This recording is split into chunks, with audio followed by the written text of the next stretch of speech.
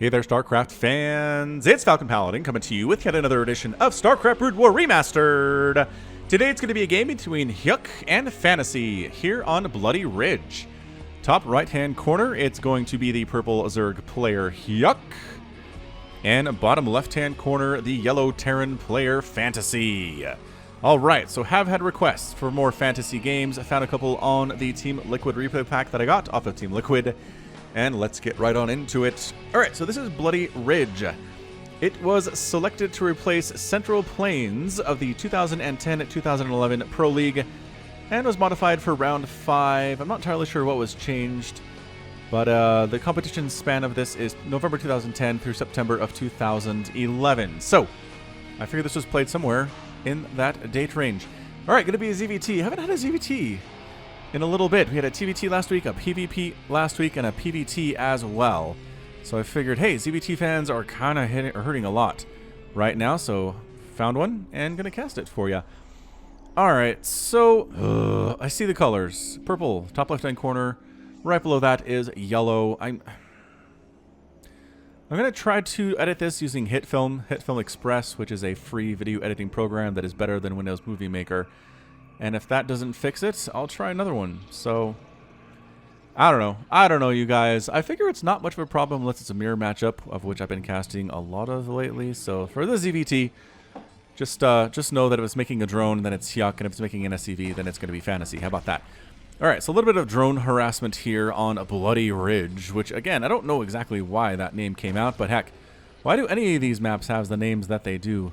So, the reason that SCVs are better fighters than drones is because SCVs cannot regenerate their health automatically as probes can and drones can. You'll notice this drone is actually regenerating health a little bit as it's out of combat here, not actively being attacked, which means it can regenerate and allow it to get some extra hits off on the day SCV, who is not going to regen that health unless it is being repaired by another SCV. And this micro is kind of insane right now. These players are having a great time with it. That barracks is going to finish. The drone coming in, it's just still being so very annoying. And then it's running on out. SCV scouting to see what we're dealing with, and it is going to be... That was a hatch first, right? Yeah, hatch first into... Yep, definitely into a pool there. Out of the Zerg player Hyuk, and Marine production has begun for the Terran player. So this is a very nice area to choke for your main. Your natural, a little bit wider to deal with as a Zerg player who's going to be aggressive. That said, it was not a pool first play out of Hyuk, so I'd be surprised to see if we had any level of aggression too early in this game. Another hatchery coming in here too. I do love the macro hatch. That's a little bit earlier than I'd expect it to be, but he really wants to have that drone count high. He wants to make a lot of Zerglings quite potentially here, and just having more larvae is better for Zerg. I play with macro hatches when I play Brood War. Not that I'm very good at it, as I'm sure some of you guys could tell, but I do like to have the macro hatch just because I'm used to having a lot of larvae, as you have in StarCraft 2, because of Queen and extra larva production. It's, I know, if you haven't played StarCraft 2, you're like, what? Queens do larva production? Yes, they're very different from the queens in Brood War. We're not going to worry about it. Alright, APM for these players, about 400, well over 400 for Hyuk, and close to 300 here for Fantasy. Terran does play a little bit slower, Protoss even slower still, unless you're spamming. Zerg is pretty high APM, high intensity in a lot of situations here, just because you have a lot of fast units that require a lot of clicking. These Zerglings especially can be problematic here, and actually not choosing to wall off up here is Fantasy, but kind of walling off along this angle. So any Zerglings that come in have to run around this backside, and you can cover this with Marines a little bit more easily. I think that's what we're seeing here out of Fantasy. This SCV is just so fast, the Zerglings will not be able to catch it. We don't even have metabolic boost on the way for Hyuk, which means we're really not going to see any aggression from him, at least not with Zerglings. That second extractor timing is a little bit suspect here. I'm wondering if Fantasy saw that, because it does tell me we might be going for a 2-base Muta play, assuming we can get up to a lair here. Hyuk is starting to save up his gas. He's got that one extractor harvesting. There's 96. There's 100. He doesn't have the mineral count to go for that lair yet.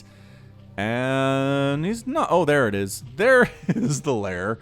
It's coming up at the natural base. Falcon is blind. We may put that on my tombstone. It's cool.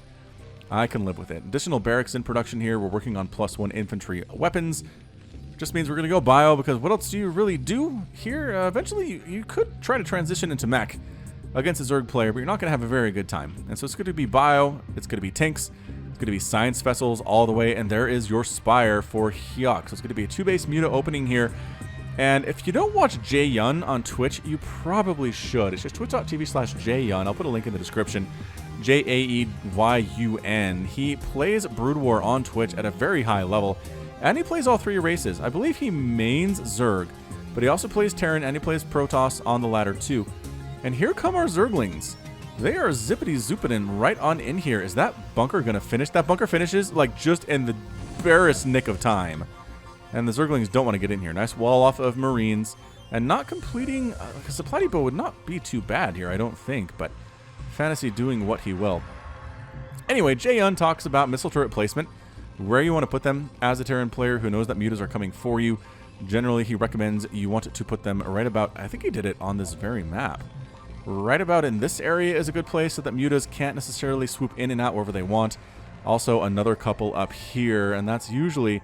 all that you really need. No, it was a different map because there was a ramp leading into the main base, but you get the idea. Yeah, your Marines or Zerglings just threatening here. They do have the speed upgrade. That one snuck past me when I wasn't looking. So we have Speedlings. We have 9 Mutalisks now popping for Hyuk. 9 of them. That's going to be interesting. That's going to be hard to deal with. Is your missile turret production beginning yet, my friend? Does Fantasy not know about this? I mean, he's hiding the Spire and the Lair in the natural base, and if all the ComSat scans have been inside the main, he might have just entirely missed it. Once again, it doesn't help. It doesn't help to turn off the vision to see who has access to what. I wish it worked a little bit better, but it doesn't. That said, Marines and Medics are moving out. I don't feel like this group is big enough to deal with 9 mutas plus 2 more, 11 Mutalisks that are flying around out here like they own the skies. Missile turret production, there we go. Beginning 3 of them over here to protect this side for the swooping for the mutas. We do have any in the main base, 1 up there towards the north and 1 over there too, but the 1, not quite enough for these mutaflocks. They will dive in and they will take out these missile turrets if there's just 1 alone. The Marine support is good, but here come the mutas. They're dive bombing in. They're going to pick off some of these SCVs, but are they trapped? Right? Was it a trap? No, they're going to be able to get out of here. A couple Marines do die in the process. Picking off that SCV, building the second missile turret. Nice control there on the Mutalisks. Here for Hyuk, and he did lose 1, it looks like. He's got the 9. Where did the other 2 come in? Did he lose 2? Oh no, here they are. I guess he's been making them 2. Lurker aspect for the follow-up for Hyuk. Continue to make those medics. Marines getting combat armor, well, infantry armor, rather, for the Marines. And the fire bats, if we're going to make any. We could, if we see a lot of Zerglings on the ground, it'd be fine. But right now, versus Mutalisk, it's going to be Marine. Ugh, Marine down. There we go. That double missile turret play. Dudes inside the missile turrets. Just a quick reference to them, as every once in a while, somebody's like, there's a dude in the missile turret. And it's like, yeah. Remastered has revealed a lot of things that we did not know about Brood War back when we played it for those many years. Muta's still trying to dive around, trying to make something happen. Third base is done now. Along the right side for Hyuk at that 3 o'clock position. It's not Hyuk, it's Hyuk. Not to be confused with the Canadian Protoss player Hyuk, who did play Brood War for quite a bit before moving into StarCraft 2 back in the day. Do like Hyuk.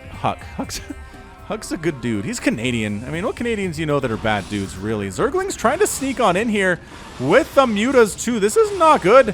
This is not what you want to see here. They're trying to go after the missile turrets. The missile turrets aren't as much of a harassment for the Mutalisks, and the turrets are going to fall along that right side. More SCVs getting picked off. Great muta stacking here. And see now they can get out.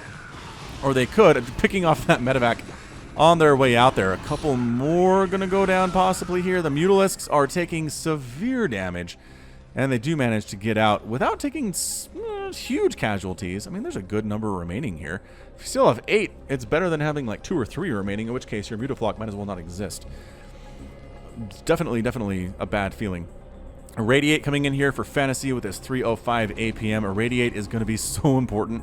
Irradiating these Mutalisks, forcing them to split, making them easier to kill, and just generally making them worry about getting irradiated can really be all that you need. So we're 3-basing it for the Zerg player, which is nice. That macro hatch doing a lot of work. Another macro hatch inside the main base here too. That Ultralisk den pumping as we are working on Ultralisk. The lurker aspect is complete. Lurkers are already out on the field here too.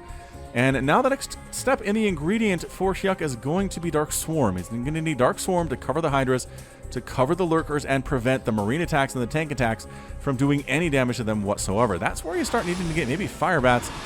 Oh, these Mutas are just doing terrible damage to the SCV line of Fantasy's natural base here. They're taking severe shots. A couple mutas go down, and everybody is some shade of purple right now, which is not what you want to be if you're a Mutalisk. Fantasy needs to get something done here right now. He is behind. He is behind big time. His SCV count is not as good as he'd like it to be. He doesn't have a third base yet. His Marines are +1/+1, which is nice, but the Lurkers are already out. Scourge trying to get that Science Vessel. Can't quite do it. There's the dance.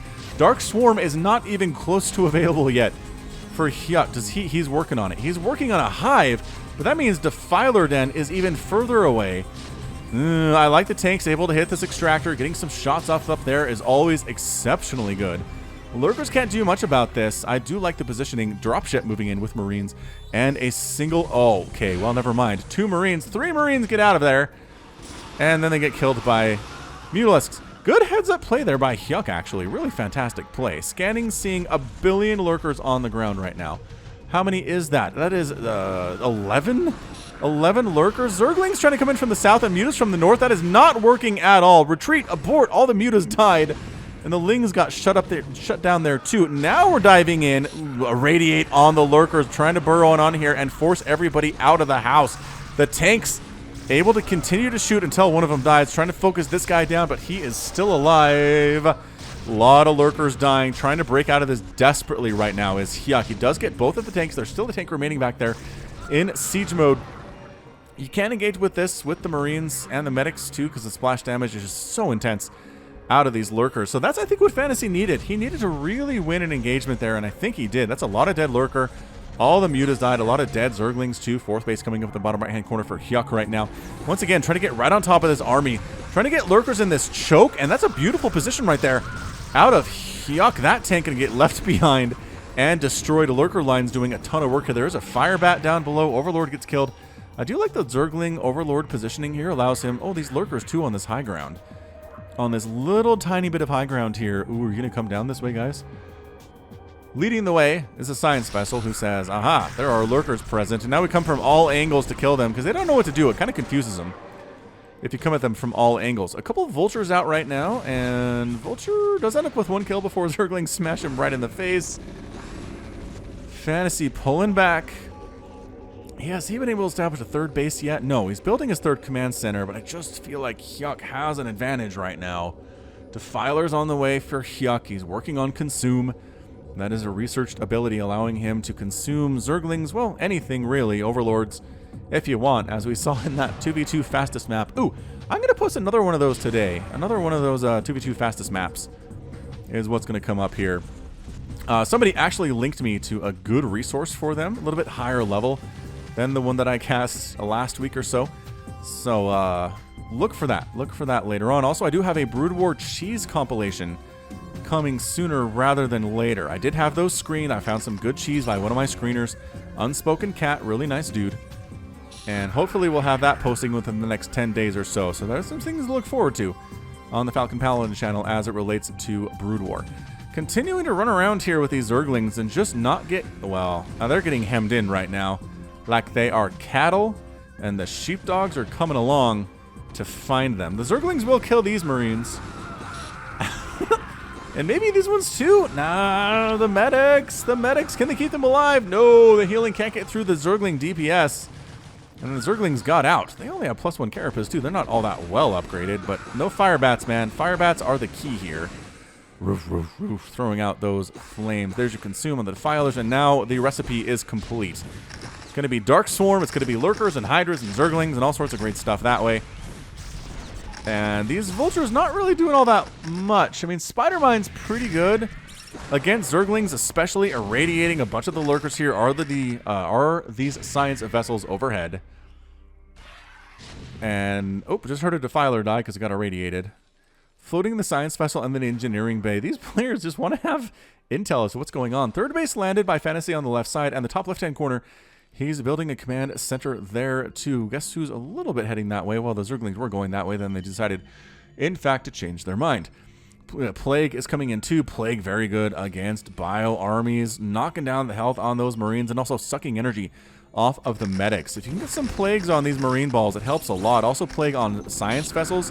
Pretty fantastic, making them very susceptible to getting picked off later on. And this, yeah, these Zerglings are doing nothing against 2 Firebats, that many Marines, with medic support and some vultures in here too. Checking if see if there's a base up there. No, there definitely is not. And more irradiate getting tossed out. All these lurkers, man. You can see the ones turning different colors and the ones that are going to die.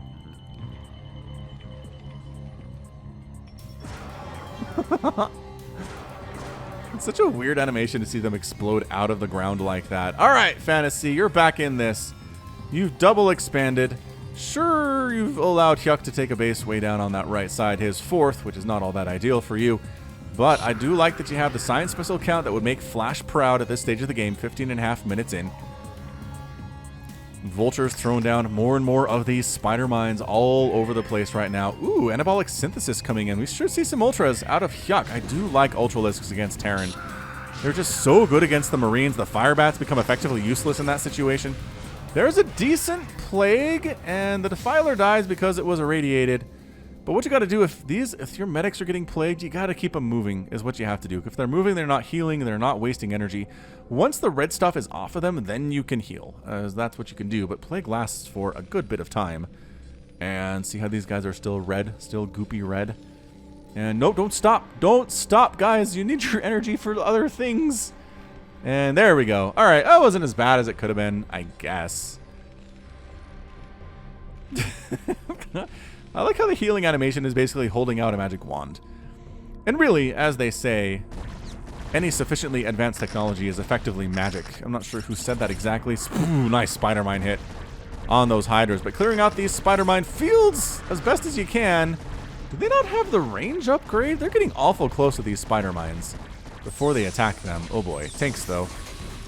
Okay, well, Zerglings come in to help with this. Vulture's trying to clear out the Zerglings. It's an interesting battle right now. Nice Dark Swarm, allowing the Hydras to do their dirty and terrible work. More Spider Mine hits coming up everywhere. He's coming up to try to threaten this 4th base of Fantasy, and I don't really see how Fantasy is going to be able to save this. This is not a huge army necessarily, but, oh, Defensive Matrix on the Firebat. That's a good start.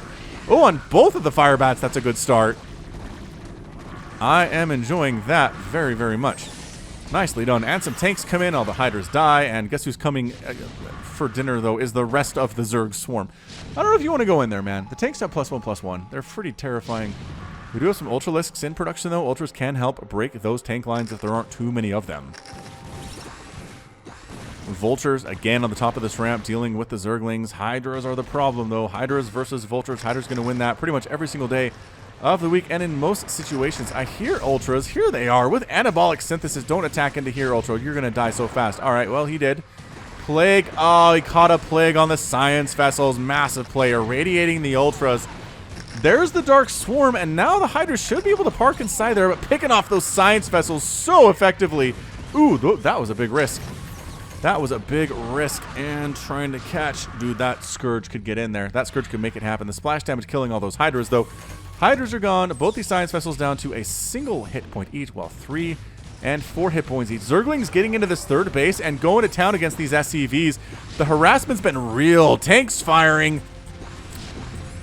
Is it going to work here? I don't actually... No, not really. I mean, you can defensive matrix all you want, but eventually something's going to get through there. Isn't it? No, the tank ends up surviving and has 4 kills. That Ultralisk gets 1 kill before he gets tanked into the ground. Zerglings rolling in here too. This is turning into a bit of a larva-style play out of Hyuk. He's not waiting for Dark Swarm. He's not waiting for plagues. He's just throwing balls of Zerglings and Ultras. Oh, there is a Defiler in here. Okay. All right, the Defiler play has got to happen. Look who took this middle base. Hyuk did. I kind of like it by him. It's bold. It's hard to hold because tanks can sit right here and just wreck your face, but so far so good. Zerglings running through this spider minefield and just getting obliterated.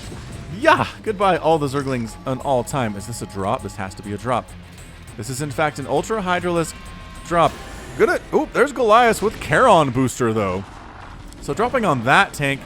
Dropping up here too. Nice drop positioning here by Hyuk actually. This 4th base may be in a bit of trouble. Ultras are sitting here with... What upgrades do the Ultralisks have? They have 5 armor and +1 attack. Lurkers coming in just to add insult to injury right now. These medics are in trouble, but reinforcements coming from the bottom side. Lurkers, however, going to set up shop, forcing a liftoff on that command center. The SCVs do not want to be here for that, and they're retreating. Meanwhile, attacking on in further. are more Ultras and more Zerglings. Where are the Defilers at? Do they keep getting irradiated before they even get close enough to do anything here? I don't know if this is going to work for Hyuk. I'm not convinced this is going that well for the Zerg player, as the tanks are just sitting back in single target mode. The defensive matrix on this siege tank absorbing a lot of the hits that other people would be taking otherwise. And it's another hold here by Fantasy. I say that as 2 more Ultras come in, but 2 more Ultras unsupported and by themselves aren't going to do a whole lot. Happily mining along the left side here is Fantasy until Ultras get inside that mineral line, which is not what you want to see. Upgrades now +2 attack on the Ultra. Brought.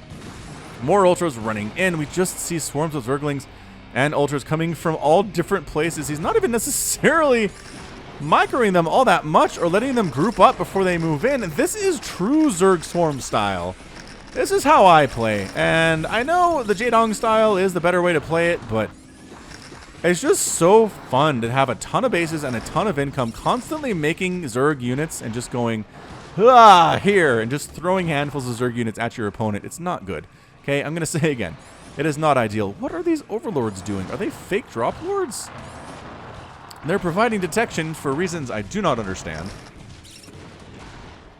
But it's 119 to 77 supply. Hyuk is ahead pretty substantially in supply right now. Even though Fantasy's been able to hold these attacks fairly well, this attack looks real scary though. Ultralisk get taken down eventually thanks to tank fire. Zerglings trying to come in, and the Goliaths are helping to deal with that. Overlord's getting killed by Charon boosters. More Ultras and more Zerglings rolling in. The resources lost in this game are going to favor Fantasy so much. Look at this. Look at just the Zerg swarm continuing to roll in here. Little battles everywhere. I love this zoom out. It's so fun is what it is. Hey, guess who's coming up over here? The Zerg army. You can zoom all the way in here as well. Look at those tusks. They look serrated and so scary. So scary. I enjoy them very, very much. All right, so a bit of a lull right now. Finally grouping up his army is Hyuk a little bit. Oh, he's picking up. He's picking up. He's got some plans with these Overlords. I'm liking it. I'm liking what we see right now. Overlord comes in to see what we're dealing with. It's not much. Irradiate on the Overlords before they can unload. Charon boosted attacks might actually, that Overlord does die before it unloads everything. I think maybe that one too, but Ultra's right on top of your army, and that is not what you want to see whatsoever. You need them to walk up. And suddenly these SCVs are running for their little SCV lives. They don't run though, do they? They don't necessarily have legs. They got propulsions on their back. I think that's what they do. All right, which means this orbital command, or this command center is in trouble. That said, nothing can shoot up, so it's off the ground, but it's not being actively killed either. More Zerglings, more Hydras, more Ultras, rather. There are no Hydras in production. It looks like Hyuk has entirely given up on making Hydralisks. Entirely.